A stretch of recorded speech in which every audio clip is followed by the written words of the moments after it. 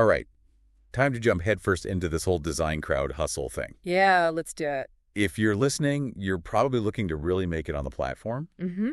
And luckily, you've got this awesome guide, 1,000 Ways to Hustle, to help us out. Definitely a solid resource. But we're not just going to, summarize the whole thing. Right, way too much info. We're going to pull out the best stuff, the stuff that really matters when you're first getting started. Yeah, the need-to-know stuff. But get ready to get tactical.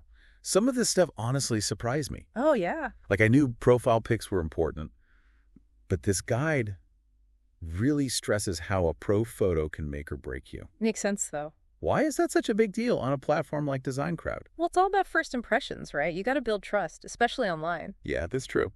Think about it. You're a client. You're looking at tons of designer profiles. Mm-hmm. You're not just looking for skills. Mm-hmm. They're not just looking for skills. You're looking for someone reliable, professional. Someone who cares about your project. Right, someone you can trust. And a good photo just instantly conveys that message. It's like, hey, I take myself and my work serious. Exactly. So it's not about looking good. It's about sending the right message. You got it. It's like showing up to a meeting in a T-shirt versus a blazer. Uh-huh. I get it. Yeah. You're communicating without even saying anything. Exactly. And I guess a bad photo could really hurt you. Oh, absolutely. A blurry selfie or a messy background. Yeah. That makes people question your attention to detail, For sure.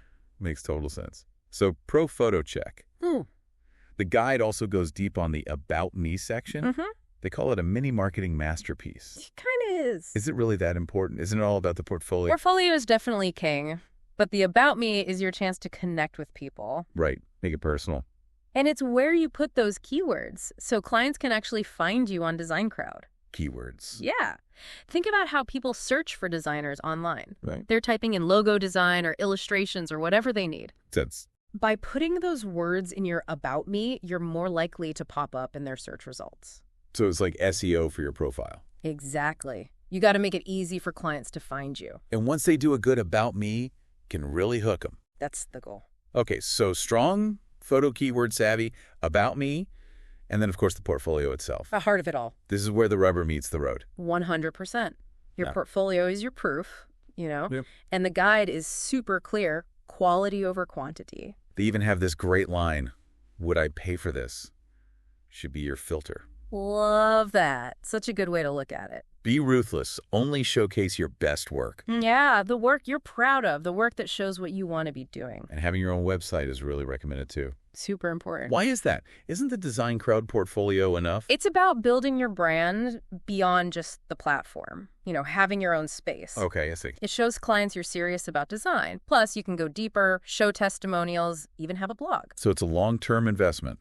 But what if you're just starting out and don't have a ton of work yet? The guide talks about that too. They recommend doing design challenges or personal projects. To build up your portfolio. Yeah, stuff that's similar to what you want to be hired for. So be proactive and create your own opportunity. Exactly. And remember, a small portfolio with great work is better than a huge one with so-so stuff. Makes sense. Quality over quantity strikes again. For sure. All right, so we've got our profile all set up. Pro photo compelling About Me. Carefully curated portfolio. Now what? Now the fun begins. Now we got to win some contests and actually make this hustle work. Right, let's do it. And the guide has some counterintuitive advice here, like starting with lower budget contests. Really? Why would we aim low when we could go for the big wins? I know it seems weird, but think about it. Lower budget contests usually have less experienced designers. Okay, less competition. Exactly. It's a chance to build up your wins, get some feedback, without the pressure of a huge contest. So it's like a training ground.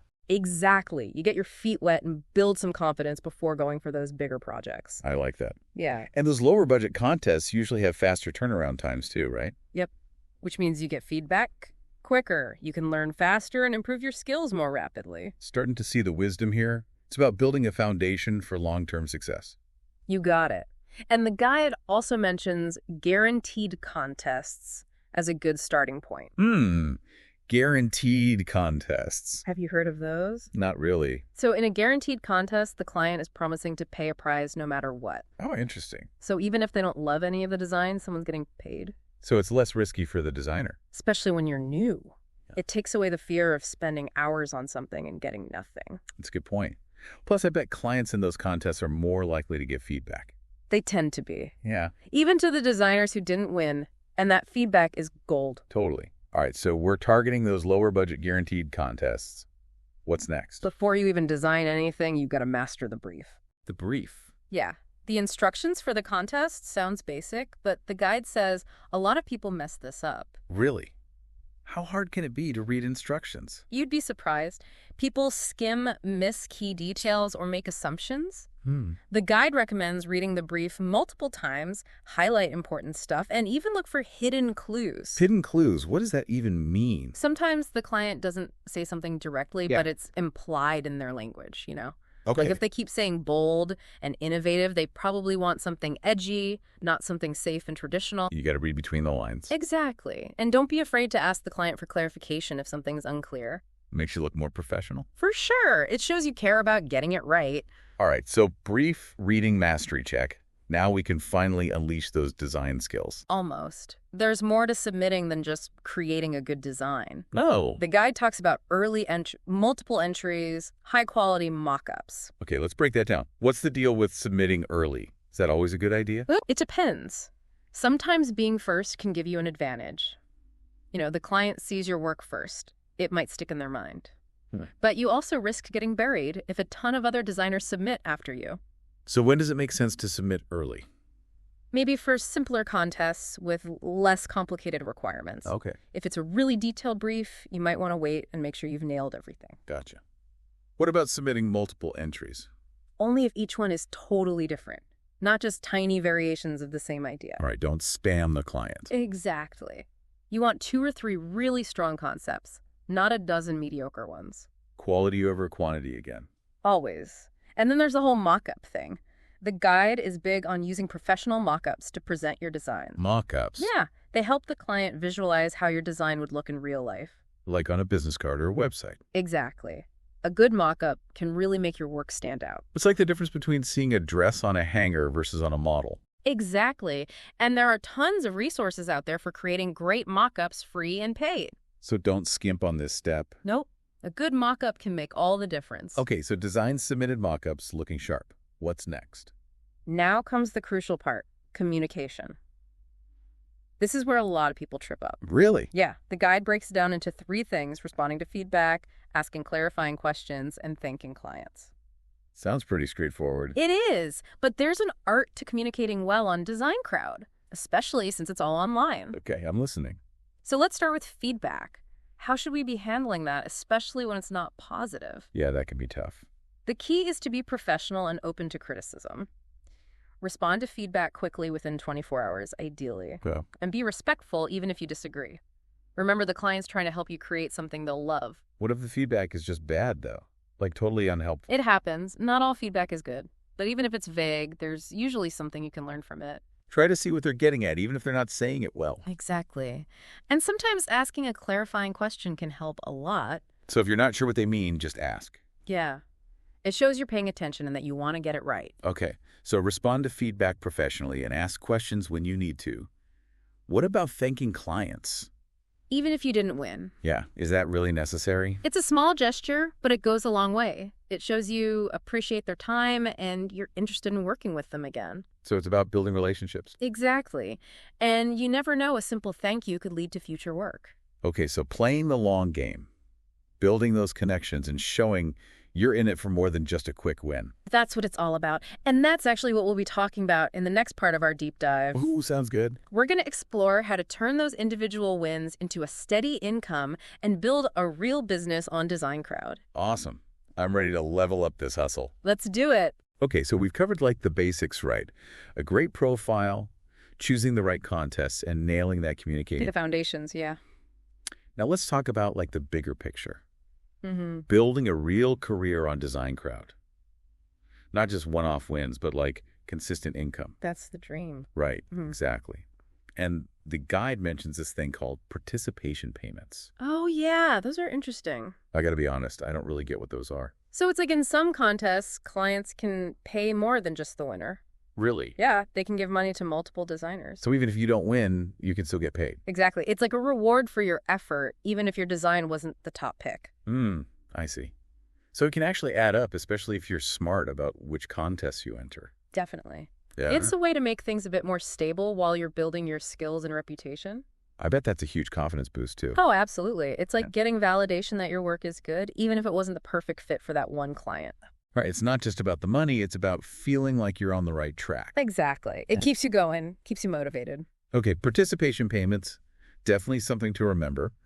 The guide also talks about following up after a contest, which seems a bit weird to me. I know it can feel pushy, Yeah, like, hey, you picked the wrong designer. but it doesn't have to be like that. There's a way to do it right. Okay, I'm all ears. Timing is key. Wait till the contest is over, the winner's been announced. Then send a short, polite message saying you enjoyed the project and you're open to working together in the future. So keep it low-key. Exactly. And be specific. Don't just say, let me know if you need anything. Right. Offer something related to their project. Like, let's say you designed a logo for a bakery. Okay. You could say, hey, if you ever need menu designs or packaging to go with your new logo, I'd love to help. So you're showing them you get their needs and you're thinking ahead. Exactly. It's all about building relationships. Mm-hmm. You know, DesignCrowd isn't just about contests. It's a way to meet potential clients. And the guide's really big on exceeding expectations. Delivering on time, clear communication, going the extra mile. Yeah, all that good stuff. It's easy to get caught up in just winning, but those things matter for the long term. They turn one-time clients into repeat clients. Exactly. And that leads us to networking, which can be tricky on DesignCrowd because they have rules about that. Yeah, what's the deal with connecting with clients outside the platform? You definitely can't, poach clients during a contest. That's not cool. Right, gotta play fair. But once a contest is over, especially if you won, it's fine to connect on LinkedIn or show off the work you did for them on your own website. Just promote yourself, but do it ethically. Exactly. Okay, but what about when you don't win a contest? That can be tough. Yeah, it's easy to get discouraged. The guide says it's all about perspective. You know, losing doesn't mean you're a bad designer. Sometimes it feels like it, though. I know. But it just means your design wasn't the right fit for that particular client at that moment. Okay. And they recommend analyzing the winning designs. Oh, interesting. Not to copy them, but to see what they did well. You can even ask the client for feedback on your work. Oh, that's a good idea. Yeah, most clients are happy to help, especially if they see you're trying to learn. So even losses can be valuable. If you approach them the right way, and that's where tracking your progress comes in. Tracking your progress. Yeah, the guide suggests keeping a spreadsheet of your DesignCrowd activity. Like what contests you entered, how much you made. Exactly. Even how long you spent on each project. Why is that important? It helps you see patterns. You know what you're good at, what you need to work on. So you can make better decisions about which contest to enter and how to price your work. Exactly. It's about working smarter, not harder. I like that data-driven design hustling. That's the idea. And you know what's interesting? The guide even talks about one-on-one projects. One-on-one projects. Yeah, have you thought about those? Honestly, no. I've been so focused on the contest, I didn't even realize that was an option. They don't go into a ton of detail, but it's definitely something to aim for. So how do those work? As you do more contests and get better ratings, you can become eligible for these one-on-one projects. And those are like higher paying, less competition. That's the idea. It's like the next level of DesignCrowd. So the better you do, the more opportunities open up. Exactly. Yeah. And it all comes down to those things we talked about, being reliable, communicating, exceeding expectations. It all connects. It does. And you know what else? The guide has a whole section on what they call the anti-hustle. Anti-hustle? Oh. Okay, now I'm intrigued. What's that all about? It's all the stuff you should not be doing on DesignCrowd, the things that can get you in trouble or even banned from the platform. Ooh, sounds intense. We need to unpack that. Definitely. Let's save that for the final part of our deep dive, though. Sounds good to me. Okay, we're back for the final part of our DesignCrowd deep dive. The grand finale. We've talked about all the good stuff, right? The hustle, the strategies. Building that foundation. But now it's time to get real and talk about the anti-hustle. Ooh, yeah. The dark side. This is the stuff that can totally mess up your chances on DesignCrowd. The things you definitely want to avoid. Yeah, like career-ending mistakes. Exactly. So pay attention, folks. All right, I'm ready. Hit me with the biggest no-no, the one they really crack down on. Plagiarism, hands down, DesignCrowd has zero tolerance for it. Makes sense, though. Yeah. It's basically stealing. It is. And it goes against everything DesignCrowd stands for. You know, clients come there expecting original work from talented designers. Yeah, they're trusting you to create something unique. Exactly. And if you're caught copying someone else's work, you're done. No second chances? Nope. They take it super seriously. Wow. Okay. The guide talks about inspiration versus imitation. Mm-hmm. That line can be kind of blurry sometimes. How do we make sure we're not crossing it? It's a good question. It's something all designers struggle with. It's natural to be inspired by other people's work, you know? Yeah, you see something cool and you're like, I want to do that. But there's a difference between being inspired and just straight up copying. Right, you got to make it your own. Exactly. You need to bring your own style, your own ideas. That's what clients are looking for. Makes sense. Okay, so plagiarism is a big no-no. What about spamming? The guide mentions that too. Yeah, spamming's basically when you submit a ton of low-effort designs, just throwing stuff out there, hoping something sticks. Without really putting in the effort. Exactly. It's disrespectful to the client, and it makes you look bad. So don't do that. What about ignoring feedback? Seems obvious, but I guess it happens. It does, and it's a bad move. Yeah. Ignoring feedback, especially when it's constructive, is like saying you don't care about improving. Right, it's like you're not taking it seriously. And clients notice that. Mhm. You got to be open to feedback even when it's tough to hear. It's how you get better. Exactly. Yeah. Okay, this one's more about the client side, but the guide mentions being rude or unprofessional as a huge red flag. Yeah, you'd think that wouldn't be an issue, but You'd be surprised. Some people just forget how to be decent online. I guess the anonymity makes it easier to be a jerk. Maybe. But DesignCrowd takes it seriously. They have a whole reporting system for that stuff. So if a client is being abusive or harassing, Yeah. you can report them. Absolutely. And you should. Don't put up with that kind of behavior. It protects you, and it helps keep the platform a positive place for everyone. Exactly. And remember, even when you're dealing with a difficult client, stay professional. Don't stoop to their level. Right. It's about maintaining your reputation and showing that you're the bigger person. Okay, and finally, there's just breaking DesignCrowd's rules in general. Yeah, there's a whole list of things you can't do. Like what? Sharing contest details outside the platform, contacting clients before a contest is over, using copyrighted stuff illegally. So basically, read the rules and follow them. Exactly. They're there for a reason, to keep things fair and protect everyone involved. It all comes down to being respectful and professional, right? Absolutely. That's the foundation of a successful design career on DesignCrowd, or anywhere, really. Couldn't have said it better myself. Well, I think we've covered pretty much everything you need to know to rock your DesignCrowd hustle. Yeah, we went deep on 1,000 ways to hustle, pulled out all the best stuff. From setting up your profile to winning contests, to avoiding those anti-hustle pitfalls. We covered it all. So hopefully you're feeling inspired and ready to make this thing happen. Go get 'em. Remember, though, this deep dive was just a taste of what the guide has to offer. Yeah, there's even more good stuff in there.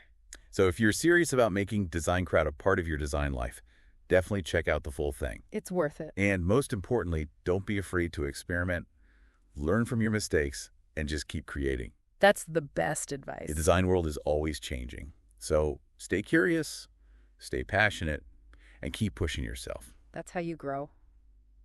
All right, everyone, thanks for joining us on this DesignCrowd Deep Dive. It's been fun. We'll catch you next time. Until then, happy designing.